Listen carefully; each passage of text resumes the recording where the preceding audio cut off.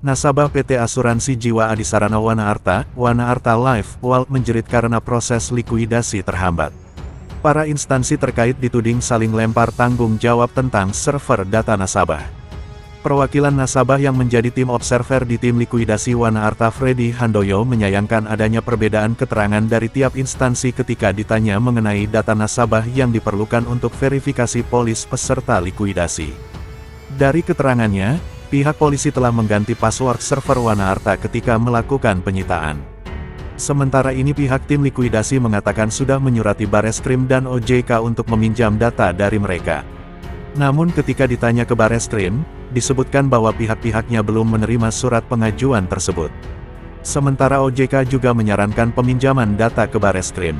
Sesama institusi itu harusnya bersinergi berkolaborasi, jangan ada institusi yang punya intensi yang lain yang kita tidak tahu sehingga bisa memperlambat proses tim likuidasi, ungkap Freddy dalam wawancara dengan CNBC Indonesia pada Kamis, tanggal 27 April tahun 2023.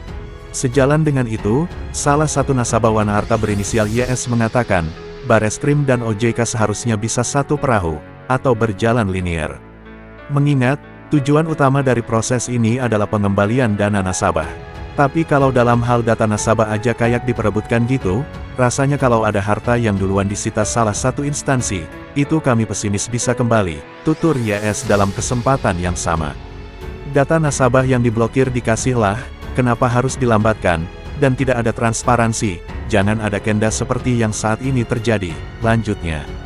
Di samping polemik data nasabah, para pemegang polis juga mempertanyakan mengapa penunjukan kantor akuntan publik KAP untuk audit likuidasi Wana Arta harus melalui persetujuan pemegang saham pengendali PSP terlebih dahulu.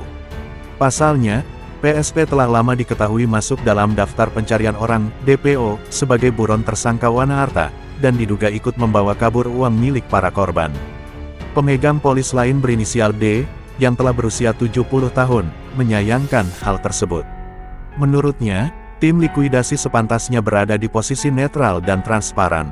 Saya inginnya tim likuidasi itu fair, dia berdiri pada posisi yang netral. Saya berpegang pada keterangan Ketua Kurator, Imran Nating, yang waktu itu ia sampai harus melacak aset PSP, jadi bukan seperti yang diberitakan, mau menunjuk KAP saja sudah harus minta persetujuan dari PSP. Ini kan justru aneh, tutur dia.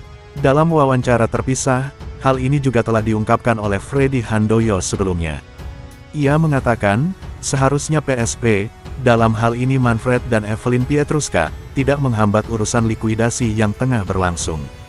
Kalau PSP kasih otoritas independensi ke ketua tim likuidasi Harfardi, ya sudah, PSP jangan banyak campur tangan, karena KAP yang ditunjuk oleh Pak Harfardi kan disetujui dulu dengan OJK, tidak mungkin Pak Harfardi tunjuk sendiri, tuturnya pada Rabu, tanggal 26 April tahun 2023.